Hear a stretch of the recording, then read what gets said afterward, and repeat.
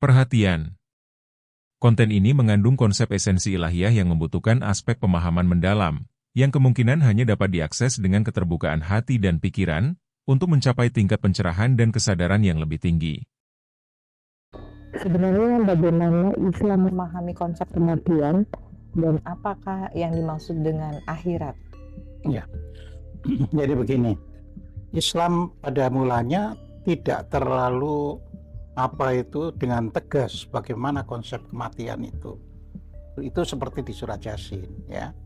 Dikatakan di situ di ayatnya itu, siapa yang membangunkan kami dari tempat tidur kami, ya.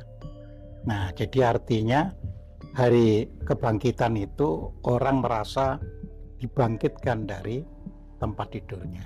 Yang jelas di situ kalau misalnya membaca surat Yasin, orang meninggal itu ya seperti orang tidur.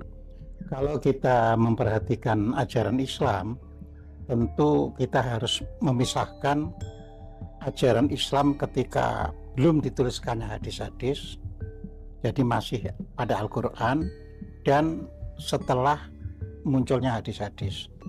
Karena hadis itu sendiri baru muncul abad ketiga, ya, jadi abad ketiga setelah hijrah. Kemudian di Al-Quran juga banyak yang tersirat masalah kematian itu. Jadi kalau merujuk kepada Al-Quran, hidup dan mati, hidup lagi itu ya tetap di bumi ini. Jadi di situ kan dikatakan bahwa misalnya di dalam Al-Quran dikatakan bahwa di bumi inilah kamu dihidupkan, ya, di bumi inilah kamu dimatikan, dan dari bumi ini pula kamu akan dibangkitkan. Makanya pada kelompok Islam sebelum abad ke-5 Hijriah, ya, sebelum abad ke-5 ke-6 Hijriah, itu masih mempelajari, masih mempertanyakan berapa kali sebenarnya orang dihidupkan lagi di bumi ini. Yang kita kenal artinya ada reinkarnasi, ya kan? Nah, tapi nanti setelah yang namanya itu, setelah Baghdad dihancurkan pada tahun 1258, ya, Masehi, nah di situ banyak hal-hal yang tidak perlu dipertanyakan, sehingga istilahnya itu pintu ijtihad ditutup, ya. Nah, dari situlah mulai orang tidak lagi mempertanyakan apakah ada kelahiran kembali atau tidak, ya. Jadi akhirnya lama-lama ya menganggap orang yang meyakini adanya kelahiran kembali itu berarti itu dari agama lain. Nah, jadi dipandang seperti itu, ya. Kalau orang Islam tetap percaya berarti dianggap melakukan bid'ah. Jadi ini bukan karena Islam tidak mengajarkan ada kelahiran kembali atau tidak begitu, ya. Jadi karena di situ orang itu kalau untuk menuju dunia akhiratnya, menuju akhiratnya, alam akhirat, ya, itu adalah dipanggil dengan wahai jiwa yang sudah tenang, wahai jiwa yang sudah tentram, kembalilah kamu kepada Tuhanmu dengan ridho dan Tuhanmu juga meridhoi. Nah, jadi di situ itu artinya apa? Kalau secara tersirat, sebelum orang itu bisa tenang, ya belum bisa kembali kepada Tuhannya. Karena ini proses politik yang bekerja, ya. Jadi ketika negara itu dihancurkan, maka yang didorong adalah orang itu berani berperang, dan kalau meninggal gugur masuk surga.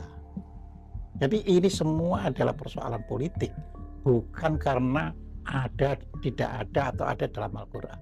Tapi secara tersirat Al-Quran banyak sekali memberikan konsep kematian itu, penyempurnaannya itu tidak sekali jadi. Jadi artinya kalau jiwa itu belum mencapai ketenangannya, iya, ya belum dia dipanggil, ya kan harus menyelesaikan lagi, gitu, iya, ya kan Pak? kita Kayaknya ini, masih ada lagi, gitu, kita ya? ini kan semua agama punya keyakinan kita datang dari Tuhan itu dalam bentuk atau dalam wujud kesucian. Terus kita menjalani di dunia ini kan penuh, ya, nafsu. Nah, ini kan harus pada akhirnya nafsu itu bisa hilangkan atau dikendalikan sehingga hidupnya menjadi tenang. Jadi seperti itu. Baru bisa berpulang. Iya, baru bisa berpulang. Nah, setelah pulang ya tinggal yang ngutus mau kemana lagi kan gitu kan. Nah, kalau belum bisa kembali kepada Tuhannya kemana lagi? Kalau nggak harus dilahirkan kembali supaya nanti bisa menjadi orang yang sudah tenang hidupnya. Nah, jadi seperti itu. Ya. Nah, akhirat itu sendiri juga masalah konflik penerjemahan, penafsiran, ya kan? Karena Al-Quran itu menggunakan kata akhirat itu tidak dalam arti satu makna, tidak makna tunggal. Ya. Jadi akhirat itu kadang dianggap yang akan datang, kadang dianggap itu masa depan, ya. Kadang dianggap itu bersifat keyakinan bahwa ada nanti dunia lain, ya kan. Jadi itu penafsiran semuanya. Begitu pula akhirat juga bisa diterjemahkan batin sebagai lawan dari dunia. Ya. Misalnya orang berdoa kan, dengan bahasa Arabnya itu doa ini sudah menjadi doa sapu jagat, ya. Rabbana atina fid dunya hasanah wa fil akhirati hasanah wa qina adzabannar. Jadi wahai Tuhan, ya kan, datangkanlah kepada kami atau berikanlah kepada kami kesejahteraan. Nah, terus diterjemahkan di dunia kan, padahal itu sebenarnya bisa dimaknai kesejahteraan lahir dan juga kesejahteraan batin. Jadi akhiratnya itu batin. Oleh karena kesejahteraan lahir dan batin itu, di situ ada waqina adzabannar. Jauhkanlah kami dari siksa neraka. Jadi seperti itu. Jadi secara lahir ada orang kaya, ya kan, tapi batinnya masih kena neraka, ya kan. Wah, ada hartanya rugi, bingung dan sebagainya. Nah, kalau ini dimanai akhirat, lah kalau orang sudah di akhirat sudah sejahtera, ya nggak perlu dijauhkan dari neraka kan, gitu kan, sudah aman. Tapi ini masih dijauhkan. Nah, konsep dijauhkan itu ya masih di dunia. Nah, makanya di situ minta kepada Tuhan, ya. Jadi atina, datangkan kepada kami, ya kan, kesejahteraan, ya, untuk lahiriah kami, ya. Fid dunya hasanah, ya. Wa fil akhirati hasanah, begitu pula hasanah di batin kami, ya. Oleh karena itu Tuhan jauhkan kami dari azab neraka. Nah, jadi seperti itu. Tapi bagaimana mencapai kesejahteraan batin tadi, Pak?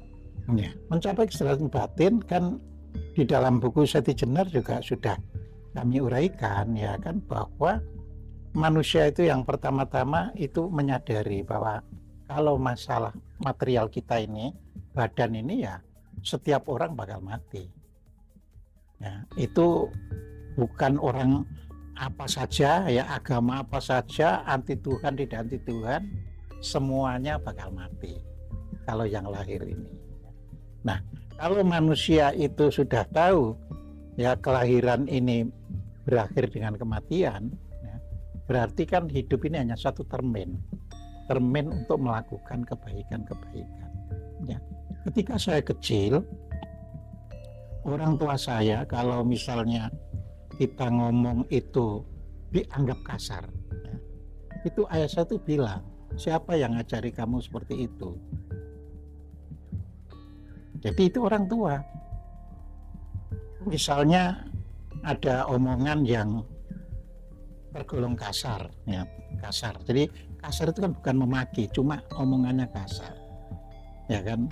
Misalkan ya di dalam bahasa Jawa itu makan itu kan ada mangan, ada nedo, ada dahar. Dahar paling tinggi, ya kan. Nedo itu tengah-tengah, ya.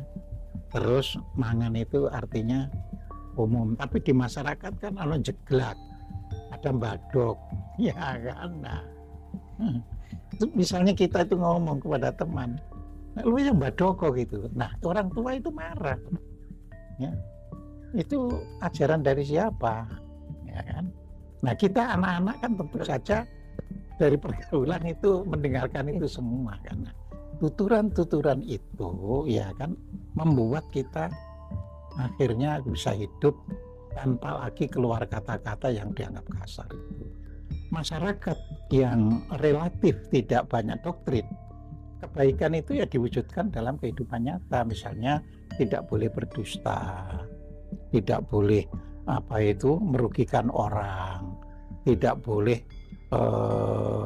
seperti sekarang ini banyak orang yang kalau ngomong itu sampai menyakitkan hatinya orang, ya. Nah itu semua kan harus dijalankan, diamalkan.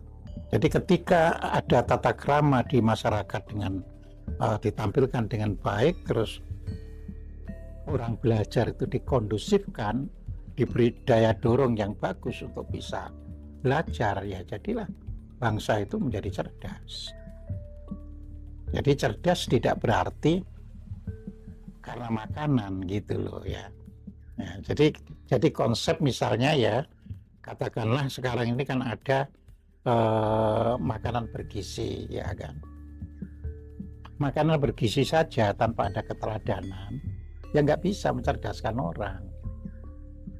Jadi kita tetap kembali harus bisa mengajarkan kehidupan dalam bermasyarakat dan bernegara itu mengerti tata krama, mengerti sopan santun.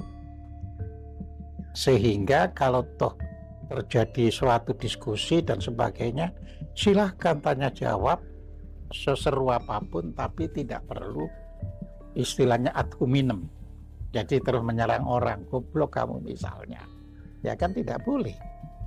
Tapi menyanggah tidak apa-apa. Wah menurut saya nggak tepat, saya sih bisa beri contoh yang lebih tepat. Nah itu disilakan saja. Tapi sekarang ini kalau kita ngamati di medsos, banyak sekali yang ad hominem. Nggak urusan kan sebenarnya orang itu bodohan, itu nggak urusan. Yang urusan itu kan apa yang dikatakan itu benar atau tidak. Tuntunan supaya sikap batinnya dan sikap lahirnya juga sejahtera seperti itu.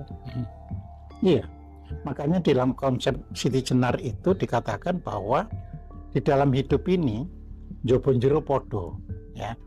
Jobo artinya sisi luar kita ini sama sisi batin kita ya harus sama, dan itu bisa kok dibiasakan. Saya tidak pernah merasa sakit hati kalau ada yang bully saya, karena bagi saya ya mereka belum ngerti aja kalau yang bully itu gitu aja. Ya namanya anak kecil ya gak ngerti, maka mudah sekali bully orang, ya kan. Ya, jadi kita harus menyadari seperti itu. Nah, jadi kita menempatkan bahwa saya ini orang yang harus berbuat lahir dan batin itu harus baik. Jadi ketika ada orang mengatakan itu song yang diomongkan, kita tidak perlu ya marah, ya.